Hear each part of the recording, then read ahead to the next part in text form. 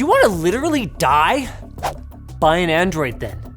Seriously, that's the takeaway of today's Apple event. If you go to work, eat food, hike, drive a car, or ovulate without an Apple Watch Ultra and an iPhone 14, you are as good as dead.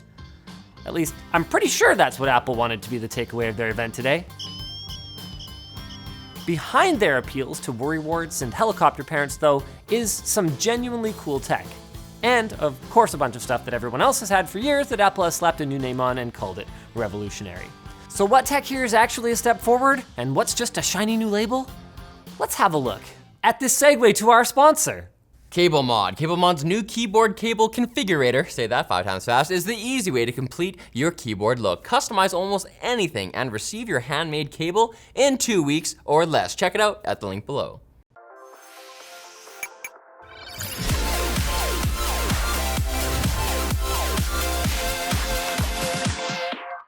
In past years, Apple has shied away from calling attention to the notch, to the point where they got sued over it. But for the iPhone 14 Pro, the notch is on full display. Now it's pill-shaped and Apple calls it the dynamic island. Around the front sensors, the pill expands to show you useful information while you're in other apps. Things like timers, music, sports scores, flight information, maps, navigation, and more can go up here. I will personally need to actually use it for a bit before I decide if it's a gimmick or not, but what I know now is that it still looks bad while watching full screen video. And it also pretty much guarantees that you're gonna have fingerprints all over your front-facing camera every time you go to use it, which is too bad because the front-facing camera now has autofocus, which is pretty sweet. As far as I can tell, this is the first time a front-facing camera has been able to properly focus. Typically, front cameras have a fixed lens that is focused at roughly an arm's length away, with everything else being, I don't know, probably good enough. This saves on the space that's needed to have a movable focusing element, but completely eliminates any chance of natural bokeh. Both the base and Pro iPhone 14 models then now do have this feature, and there's a good chance that these new front-facing cameras will be better than many of the rear shooters from a couple of years ago. On that subject, around back on the iPhone 14 Pro, we get a new 48 megapixel quad pixel sensor that is 65% larger and has a cool trick up its sleeve: pixel binning. When there's heaps of light, you get the full 48 megapixels, but in low light, the iPhone 14 Pro is able to take 4 pixels and turn them into a single, better pixel. This does decrease the resolution of your photos from 48 to 12 megapixels, but it dramatically improves low light performance. To be clear, this technology is nothing new. For instance, the Samsung Galaxy S21 Ultra and S22 Ultra have a version of this that actually combines 9 pixels together, but it is a very welcome addition to the iPhone 14 Pro. Along with the main camera on the Pro, we get a 12 megapixel 48mm telephoto and a 12 megapixel 13mm wide, and every iPhone 14 camera benefits from Apple's new photonic engine, which is basically their deep fusion photo AI, but more better, and apparently it can nearly double their low light performance. While the base iPhone 14 gets the same A15 chip from the old iPhone 13 Pro, the 14 Pro gets a fancy new A16 chip.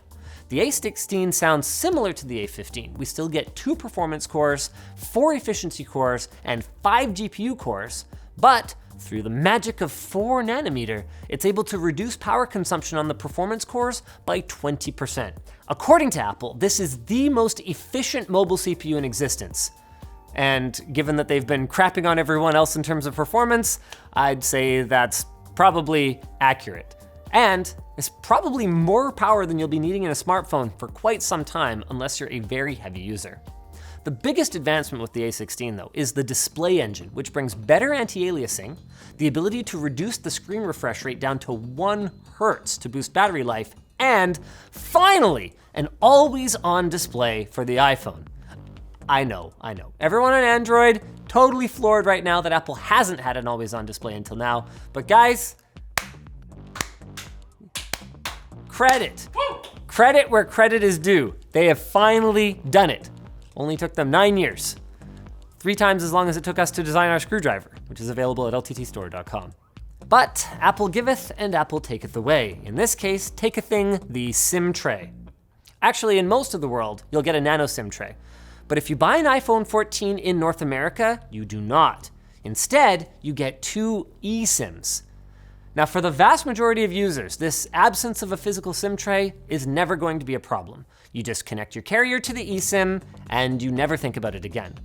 But if you're someone that regularly travels between continents and doesn't have a travel plan, or you go places where it's not supported, then it's gonna be a bit of a change. See, right now, if you wanna change to a local carrier when you're on the road, you go grab a SIM card, put it in your phone, and you're done.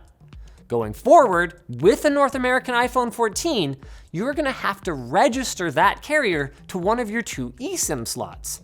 That assumes they even support eSIM, and then if you need a third carrier for some reason, you're gonna have to go through the rigmarole of removing one of your carriers and adding another one, switching. It's just a giant wet fart. Anyway, if there was one thing that brought a sparkle to Apple's eye during the event, it was the thought of you being in grave danger. Like, wow, they laid it on pretty thick. They do have some pretty cool technology to show for it though.